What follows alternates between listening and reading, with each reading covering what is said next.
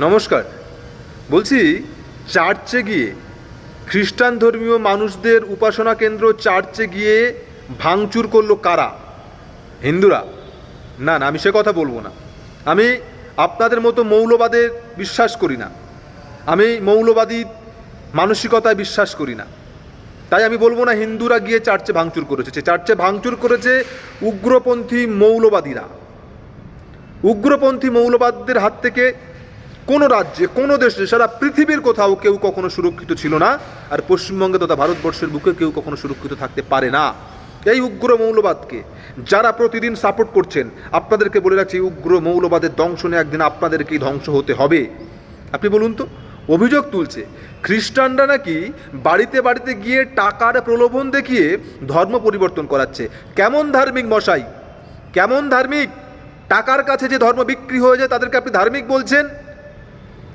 যে ধর্মের মানুষটা টাকার জন্য অন্য ধর্মে চলে যায়, অন্য ধর্মে গিয়ে বিক্রি হয়, তারা আপনার ধর্ম থেকে চলে যাওয়াই শ্রেয় আপনার জন্য।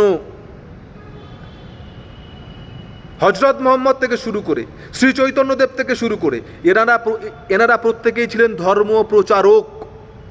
ওনাদের কাজ, যারা আজকে খ্রিস্টান ধর্মের ধর্ম প্রচারক, তানাদের কাজ তানাদের ধর্ম সম্পর্কে মানুষকে অ্যাপ্রোচ করা। মানুষ ভালোবেসে আসলে আসবে, না আসলে না আসবে। আপনি বলছেন জোর করে ধর্ম পরিবর্তন করাচ্ছে। ফালতু কথা বলার জায়গা পাচ্ছেন না? টাকা দিচ্ছে, হ্যাঁ টাকা দিচ্ছে, বেশ করছে। টাকা দিচ্ছে, বেশ করছে।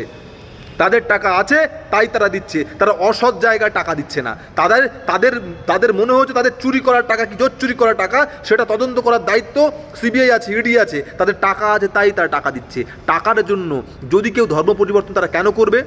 কেন তারা সেই টাকা হাত পেতে নেবে? দোষটা তানাদের গির্জায় গিয়ে, তানাদের চার্চে গিয়ে আপনারা ভাঙচুর চালাচ্ছেন। লজ্জা করেন আপনাদের? এক ধরনের মানুষ চুপ করে আছেন।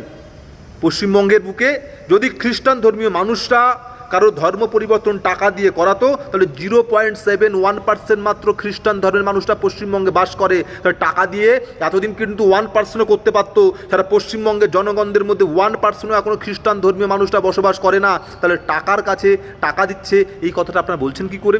যদি সত্যি তারা লক্ষ লক্ষ কোটি কোটি টাকা, লক্ষ লক্ষ কোটি কোটি টাকায় নেতারা বিক্রি হয়, জোচ্চুরি নেতারা, চুরি করার নেতারা, ডাকাতি করা নেতারা, ধর্ষকের অভিযুক্ত থাকা নেতারা টাকার কাছে বিক্রি হয়, কিন্তু সাধারণ মানুষ, ধর্মপ্রাণ মানুষ যারা সঠিক ধর্মকে ভালোবাসে, তারা কখনো টাকার কাছে বিক্রি হবে না।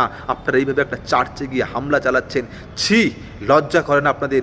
ধিক্কার জানায় আপনারা, যারা মাত্র পশ্চিমবঙ্গের বুকে 0.71% বসবাস করে, তাদেরকে আপনারা ছাড়ছেন না। বলছি ধর্মীয় উগ্র মৌলবাদ।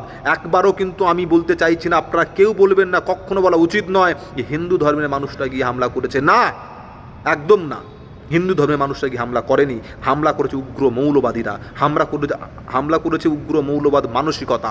এই মানসিকতার বিরুদ্ধে যদি লড়তে না পারেন, এই মানসিকতার বিরুদ্ধে যদি না আপনি আজকে থেকে আওয়াজ তোলেন, মসজিদ সুরক্ষিত থাকবে না, মন্দির সুরক্ষিত থাকবে না, গির্জা, চার্চ, গুরুদ্বারা, কোনো কিছুই সুরক্ষিত থাকতে পারে না। উগ্র মৌলবাদ নিপাত যাক।